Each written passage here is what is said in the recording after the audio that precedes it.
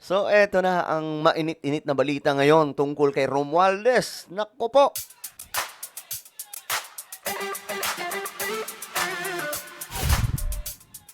Eto, pag-usapan po natin ngayon mga sangkay itong matinding usapin, no? Mukhang magkakadamputan na, no? Mukhang ito na ang hinihintay ng lahat mga sangkay. Pag-usapan po natin, bago tayo magpatuloy sa mga hindi pa po dyan nakakapag-subscribe, sa ating YouTube channel, makikita nyo po yung subscribe button sa baba ng video na to. I-click nyo lamang po yung subscribe, i-click ang bell, at i-click nyo po yung all. Sa mga nanonood naman po sa Facebook, syempre, i-follow nyo po yung ating Facebook page. Okay, eto nga po ang balita mga sangkay, no? Mukhang delikado ang sitwasyon ngayon ni Romualdez. Sabi ng iba, 'di ba? Wala daw pong ebidensya. Hindi daw nakitaan ng ebidensya. Lumabas din po daw ang report ng ICI, wala daw pong ebidensya. Pero pagdating sa ombudsman, iba po ang sinasabi kay Martin Romualdez at kay Escudero. Naku, ang mga dating speaker at dating Senate President. Ngayon, nangangamoy himas. Rehas. Inihahanda ng Office of the Ombudsman ang kasong plunder laban kina dating House Speaker Martin Romualdez at dating Senate President Cheese Escudero. Okay. May mga nagsasabi na wala daw pong nakitang ebidensya. Guys, meron. Hindi po pwedeng kasuhan ang walang nakitang ebidensya. Diba? Hindi po pwedeng kasuhan yun. Ibig sabihin, ang ombudsman na po mismo ang nagsalita eh. Since, mga sangkay, ang ombudsman ay nagsalita na, ibig sabihin, mayroon pong malaking ebidensya laban sa mga ito. Kaugnayan sa mga manumalyang flood control project kung saan inaakusahan silang tumanggap ng kickback. Ayon kay Ombudsman Jesus Crispin Remulla, posibleng maisampa ang kaso ngayong Abril o sa Mayo. Okay. Marami rin daw madamay sa asunto ang ilang taga-ehekutibo. Nako, maraming madadamay. So, sino-sino kaya ang mga ito? No? Maghanda na po ang mga... Nako, naiisip nyo ba ang naiisip ko, mga sangkay, kung sino-sino ang madadamay dito? Aray ko po. At nakatutok si Rafi Tima. Mahiya naman kayo sa inyong kapwa Pilipino. Mahigit 8 buwan mula ng ilantad ni Pangulong Bongbong Marcos ang tungkol sa mga manumalyang flood control project sa kanyang State of the Nation address. Inanunsyo ngayon ni Ombudsman Jesus Crispin Remulla na hinahanda na nilang kasuhan ang dating mga leader ng Kongreso, sina dating Senate President Cheese Escudero at ang pinsan ng Pangulo na si dating House Speaker Martin Romualdez. You see, kakasuhan. Ibig sabihin, may nakita po talagang ebidensya. Hindi po pwedeng mag-proceed ito sa kaso kung wala po talagang ebidensya. Ibig sabihin, may nakita sila doon. Oy, teka lang. Akala po natin malinis ang pagkakatrabaho. May makikita at may makikita pa rin po yan. At alam nyo, mga sangkay, sinabi rin po yan, di ba, ni DPWH Secretary Dizon. Di ba? Mayroong ebidensya na nag-uugnay sa mga ito. Kaya ngayon, bakbakan na to, mga sangkay, kapag naihain na po yung mga kaso. We have been seriously preparing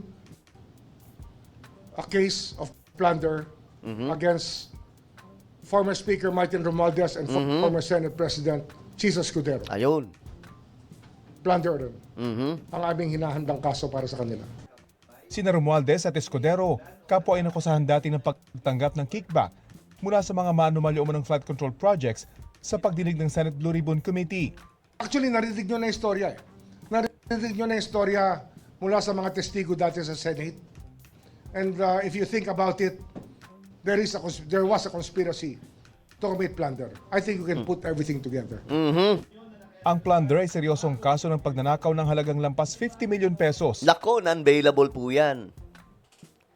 Paglagpas 50 million, non-bailable na po yan.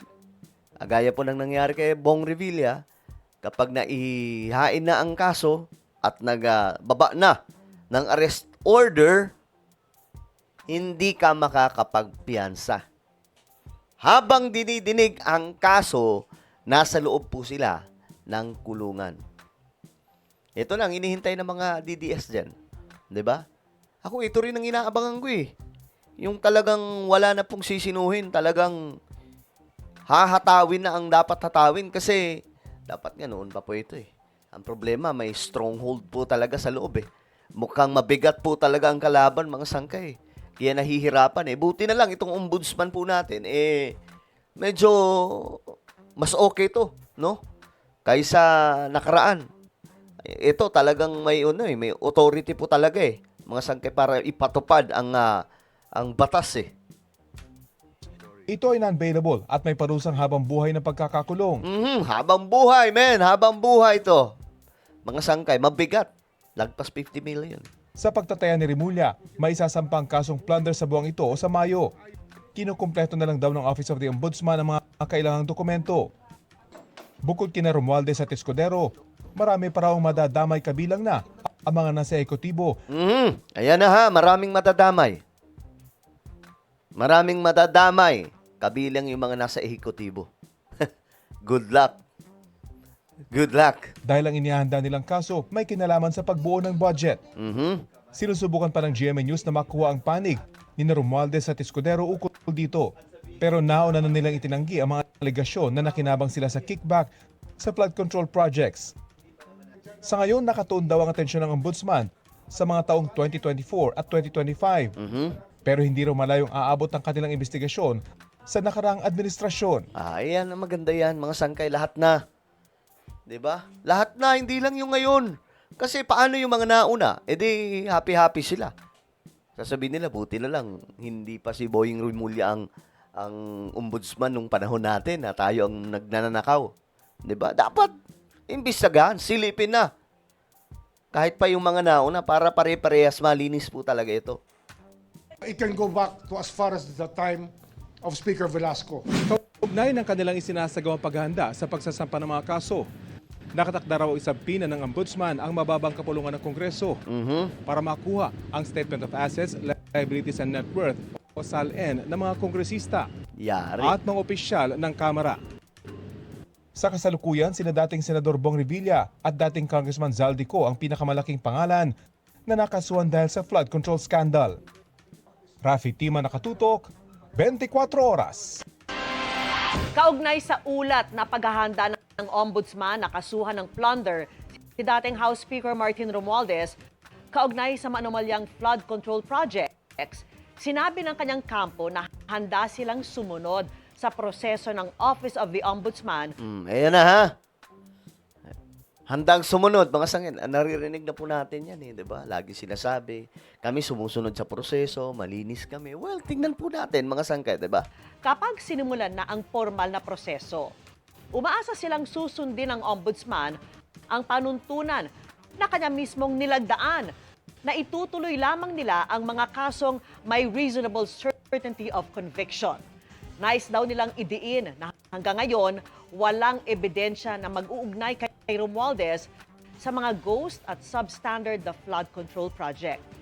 Hiwala raw silang mareresolve ang issue batay sa ebidensya at due process at hindi sa pamamagitan ng pamumulitika o espekulasyon.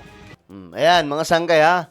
Abangan po natin, pero sa tingin nyo ba, this time, mapapakulong na si Romualdez at saka si Cheese? Comment down below. Guys, meron tayong YouTube channel. Ito po isang Revelation. Hanapin nyo po ito sa YouTube ngayon din. Kapag nakita nyo na, i-click nyo po yung subscribe, i-click ang bell, at i-click nyo po yung all. Ako na po ay magpapaalam. Mag-iingat po ang lahat. God bless everyone.